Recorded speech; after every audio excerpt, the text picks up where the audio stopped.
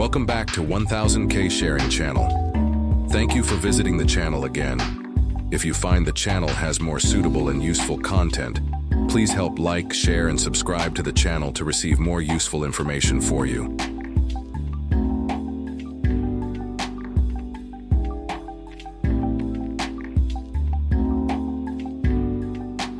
The price of being first.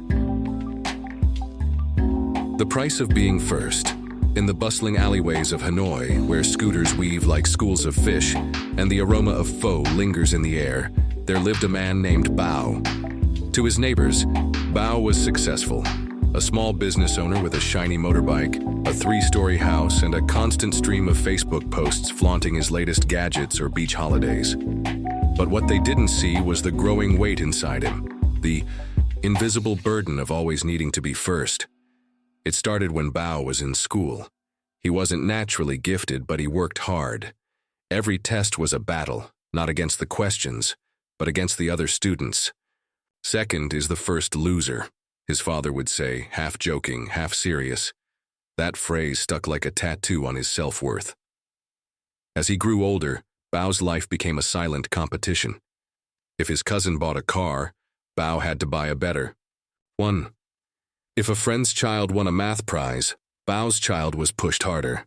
He rarely felt joy in his own accomplishments, only temporary relief that he hadn't fallen behind. In Vietnamese culture, pride and reputation often dance with humility, but for some, that dance turns into a race. Bao wasn't alone.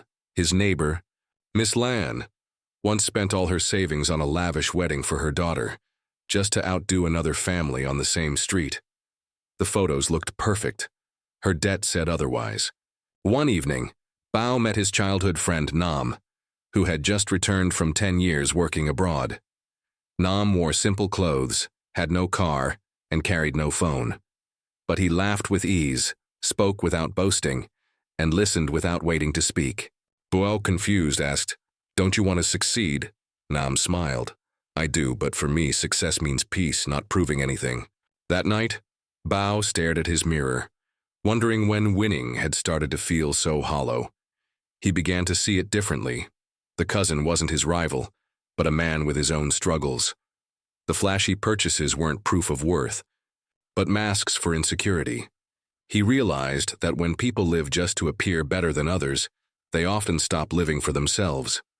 In Vietnam, the desire to rise, to be respected, to bring pride to one's family is strong and often beautiful, but when it becomes obsession, when status matters more than sincerity, it can quietly eat away at happiness. Bao still works hard, but now, when he sees someone succeed, he smiles without bitterness. And when he looks in the mirror, he no longer asks, "Am I better?" He asks, "Am I free?" The perfect neighbor. In a quiet district of Da Nang, there lived two families side by side, Mr. Thanh and Mr. Vu. Their houses were nearly identical, built in the same year, with the same shade of cream paint and matching tiled roofs. But, over time, what began as neighborly friendliness turned into a subtle rivalry. It started small.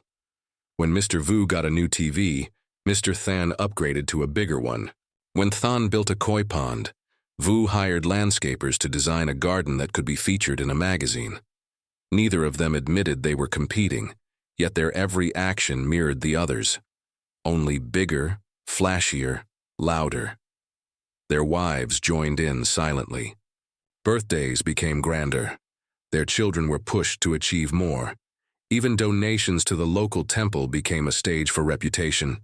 Each sought applause, but it was hollow. A round of clapping fueled by envy, not admiration. One day, Mr. Thanh collapsed from exhaustion during a community event. His blood pressure was dangerously high. The doctor asked him what kind of stress he was under. He laughed bitterly and said, "I don't know. I guess I just didn't want to fall behind." While recovering, Thanh watched Vu's house from his window. The garden lights were brighter now. The cars in the driveway gleamed like showroom models. Yet Thanh noticed something else. Vu sat alone most evenings, sipping tea on the porch. No children, no laughter, just silence. That week, Thanh took down a few unnecessary things. He sold his third scooter. He canceled the interior remodel. When asked why, he smiled and said, "Because I remembered I'm living my life, not staging it." The neighbors didn't cheer. But for the first time, Thanh slept well. This follow-up story complements the first by illustrating how quiet, everyday comparisons can grow into exhausting battles. In both cases, the characters learn that peace of mind outweighs the illusion of being first. Thank you for watching the channel up to now. If you find it interesting or useful, please help us with a like and subscribe to the channel to help us have more motivation to make more interesting and useful content for you. Thank you for just clicking like. A life lesson on comparison and inner peace. In modern Vietnamese society, like in many parts of the world, the desire to succeed, to be seen, and to earn respect often pushes individuals into an invisible race. It is a race with no clear finish line, where the only measure of progress is how others are doing. From these quiet but powerful stories, one deep life lesson emerges. The constant need to compare ourselves to others can quietly destroy our happiness, relationships, and health. The stories of Bao and Mr. Thanh remind us that this competition isn't always loud or aggressive. It can be subtle: a better phone, a fancier house, a more successful child.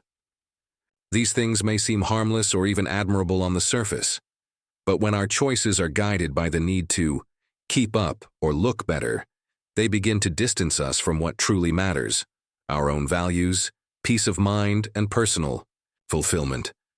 For Bao, the pressure to win began in childhood and followed him into adulthood. Everything he achieved was measured against someone else's success. No matter how much he owned or accomplished, he felt empty. His life became a checklist of victories, not a journey of meaning. Only when he met his old friend Nam did he realize how deeply he had traded joy for status. Nam, who owned less, was actually freer and happier. Mr. Than's story drives the lesson even further. Caught in a quiet rivalry with his neighbor, he exhausted himself trying to win a contest that neither of them ever admitted was happening. It wasn't until his health gave out that he stopped and asked the hard question, "Why am I doing all of this?" The answer was sobering. Not because it brought him joy, but because he didn't want to fall behind. The lesson here is not that ambition is bad or success should be avoided.